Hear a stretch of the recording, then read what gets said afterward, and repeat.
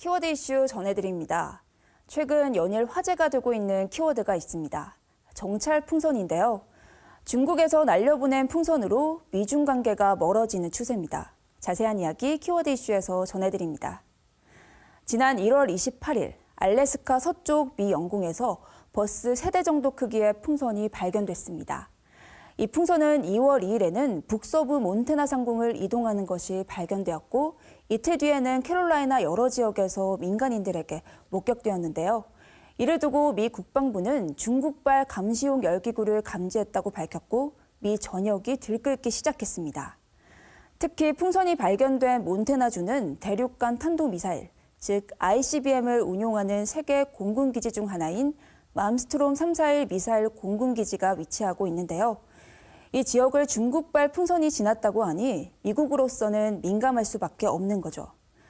이에 중국은 이 풍선은 기상관측용으로 표류 중 미 영공에 진입한 것이라고 공식 발표했는데요. 중국 발표와는 달리 미국은 정찰용 풍선이라고 의심하고 있습니다. 때문에 미 국무장관은 중국 방문 계획을 연기했고 대서양에 진입한 2월 4일 오후 2시에 미사일로 풍선을 격추했습니다. 격추된 풍선은 대서양에 떨어졌고 미국은 이것을 수거해 분석하겠다고 밝혔죠. 중국이 주장하는 기상관측용 풍선. 이 풍선은 전 세계에서 매일 띄우는데요. 우리나라도 백령도, 흑상도 등 총 7곳에서 하루 4번씩 28개의 풍선을 하늘로 날립니다. 풍선은 가격이 저렴하고 공기보다 가벼운 가스가 주입돼 높이 나는데요.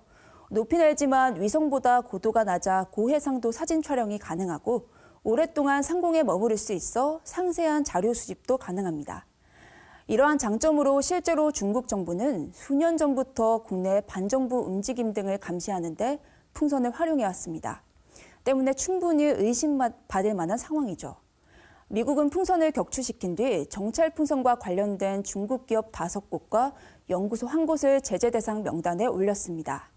이에 중국 외교부는 무력을 사용한 것에 대해 강한 불만과 항의를 표시하며 미국의 대표적인 방위 산업체인 록히드 마틴사와 레이시온에 대해 무역금지, 벌금 부과 등의 제재를 가했습니다. 풍선을 두고 논란 중인 가운데 일본도 가세했습니다.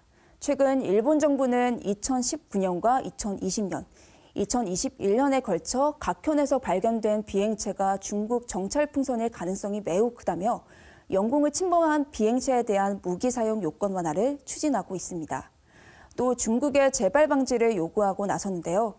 일본뿐만 아니라 타이완, 남미 등에서도 풍선이 발견되면서 풍선에 대한 관심은 계속 늘어나고 있습니다. 바이든 미 대통령은 중국과 대화하겠다는 입장이지만 풍선을 둘러싼 의혹과 갈등은 부풀어 오르고 있습니다. 중국이 하늘에 띄운 정찰 풍선 논란, 어떤 결말을 낳을까요? 지금까지 키워드 이슈 전해드렸습니다.